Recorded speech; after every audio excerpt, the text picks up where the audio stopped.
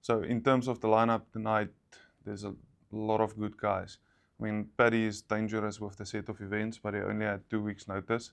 So we'll see what he could have done in a short space of time. Evan Singleton has the best reputation of everyone in Giants Life. He's always a threat. Mitch has done amazing stuff in strongman. So if he is anything close to his best, he will be a threat. Andre Foytu, just the last Giants Live we had, he just demolishes the whole field. So obviously it's a competition that he prefer. We have someone like Andrew Flynn, who just missed out on World's Strongest Man. And I think of everyone, he might be the hungriest of all to be on a podium. Martins Lisi is a former World's Strongest Man.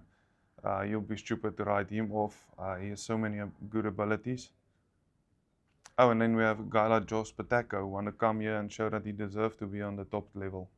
If you want to watch a live stream of the Royal Albert Hall Strongman Classic, go to officialstrongman.com.